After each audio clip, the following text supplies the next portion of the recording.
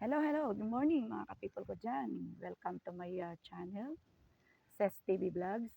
I'm here again para po mag-share sa inyo muli ng aking kagalingan na natuklasan upang lumipan tuluyan ng aking kidney staghorn. Imagine mga ka-people ko, dati ang aking kidney staghorn ay sumusukat ng 6.8 cm way back 2016 up to now. Pero lately, nitong huling ultrasound ko, sa katsa-tsaga ako na mag-take ng kung ano-anong herbal. Nakatuklas ako ngayon ng red root alingatong. Para po siyang kahoy, pero the best po talaga siya. Ito po yung naobserbahan ko na, hindi lang po sa pansarili ko lang po na gumaling at lumit ang aking mga kidney stones, lalo na staghorn. So, bali, 3 hospital na po sana ang mag-candidate ako na operasyon. Yung isa PCNL, yung isa, ewan ko kung ano yung planong gawin sana sa akin. So, parang natakot po talaga ako kasi matatakot din na po ako ngayon sa mga operasyon eh. So, ayun po, nagtiyaga po ako sa pag-inom-inom ng kung ano-anong herbal hanggang sa natuklasan ko po itong red root ang lingatong. Actually po, umiinom na po ako nito for almost 1 year na po. Minsan umi-stop po ako ng mga 4 weeks, 1 month ganun. And then inom ulit. Kasi dito mga ka-people ko, kaya ako sinishare to sa inyo. Ilang pasyente na po na candidate po sana sa dialysis, natulungan pa rin po nito. Yung isa po, 1,000 po ang bilang ng kanyang creatinine. So, nung hinatulan ko nito, naging 600 na lang. So, yung isa naman po, latest lang na pasyente, client ko rin po yung kanyang anak. So, yung mother niya is idadialysis na po sana. Dahil ang creatinine niya ay pumapalo na ng 600 plus. So, na-share nung husband ko dun sa friend niya na ba't hindi mo subukan yung ginagamit ng misis ko.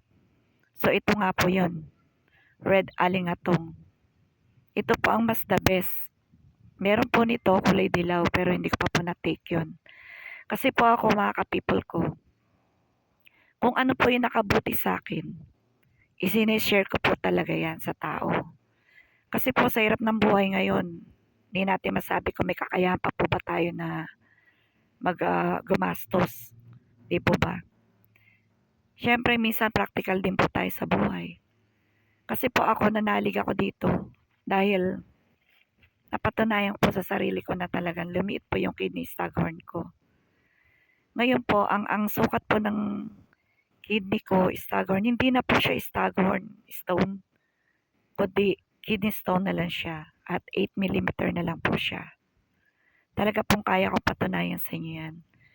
At dati po, lagi po akong sumasakit yung balakang ko. Yung likod ko halos everyday talagang sakit na masakit.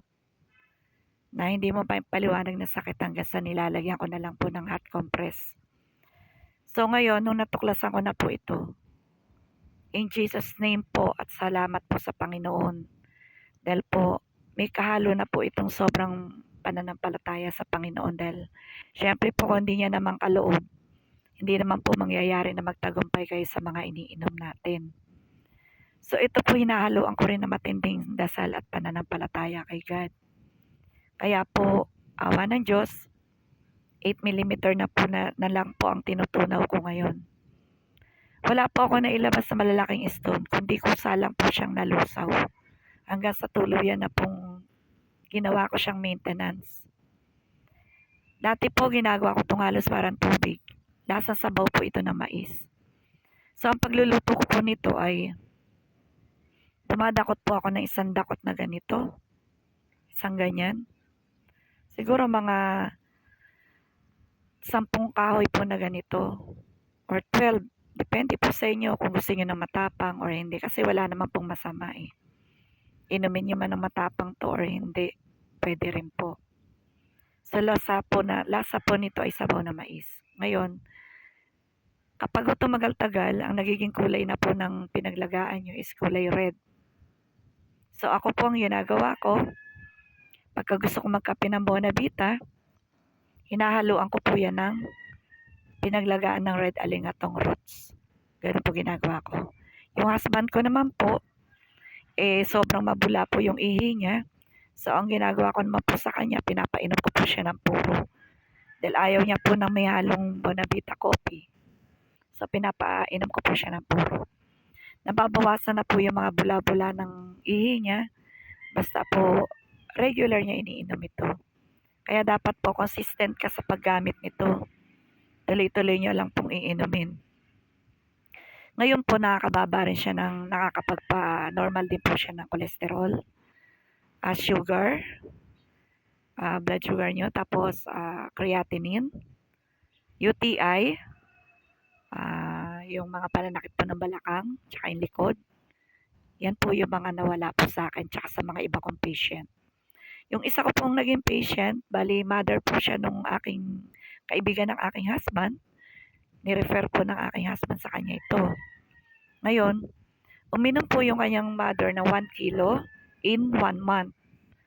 So ngayon po, nagpa-repeat laboratory test po siya. So normal po lahat. Nag-normal na yung creatinine niya na 600 plus dati. Cholesterol niya, okay na rin po. Yung sugar niya, okay na rin po. At marami pa pong umokay doon sa laboratory ng kanyang mother. Kaya sobra po ang pagpapasalamat niya. Pero ito po kasi, sa totoo lang, haluan nyo rin po ng dasal. Siyempre, number 1, pag gumamit ka nito, idasal mo kay God na talagang pagagalingin ka niya. Kasi siya naman po talaga ang great healer natin. Siya rin po ang magbibigay sa atin ng solusyon kung tayo gagaling sa iniinom natin. Kaya dapat po lakas ng pananampalataya at taimtim na panalangin para gumaling po talaga tayo sa mga sakit na karamdaman natin. Ngayon, ito pong red alingatong roots, wala po siyang bad side effects. Basta lang po malalasahan nyo to hanggat tumatagal. Yung lasang sabaw ng mais medyo napapalitan. Siyempre, basta umiinom ka naman ng herbal, iba-ibang klase ang nagiging lasa. Pero tuloy nyo lang po. At saka ito pong mga kahoy nito, itong mga ugat ng red alingatong roots, kahit nalaga nyo na, pwede nyo pa uling repeat laga. Kasi po, hanggat may kulay, patuloy nyo lang, di ba? Ang tipid lang po gamitin. Hanggat kumukulay po siya, pwede nyo lagain na lagain. Tapos pwede nyo rin po pagka nalaga nyo na, ilagay nyo po sa bote na babasagin, ilagay nyo sa rep. Pwede pong inumin ng malamig, pwede rin pong inumin ng maligamgam. Pero ako po pag iniinom ko yan, gusto ko po yung mainit na umuusok pa. Tapos may nakasamang Bonavita coffee. Yun po. Ngayon sa mga interesado pa po na mga gustong mag-take nito or mag-try, dahil hindi ko naman po ito i-recommenda sa inyo kung hindi ko nasubukan. So, hindi ko rin po i-recommenda to para po kayo mapahamak. Ito po yung nire-recommenda ko para po kayo magkaroon ng kagalingan.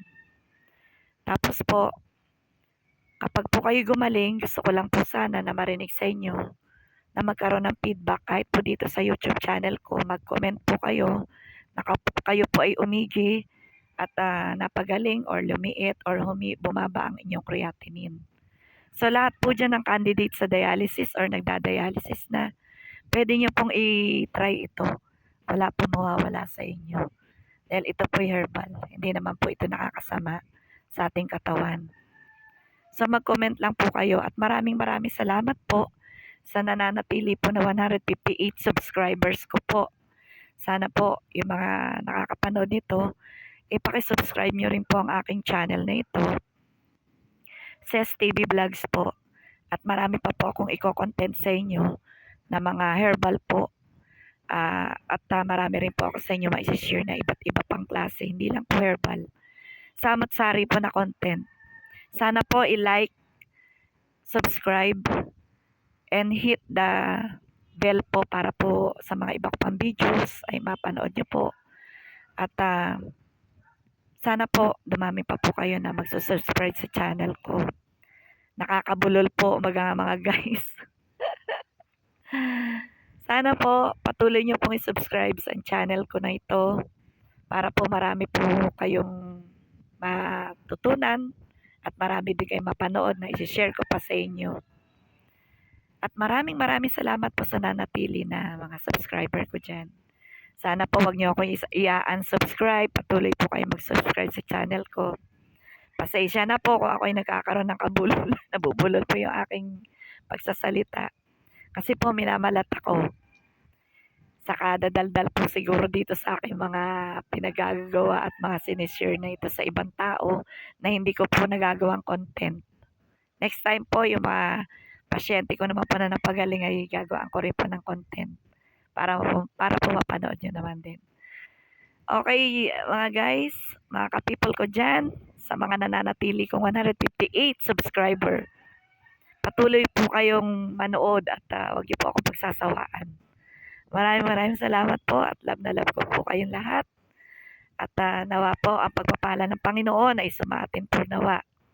Okay guys, mga ka-people ko. Thank you and God bless you all. Bye!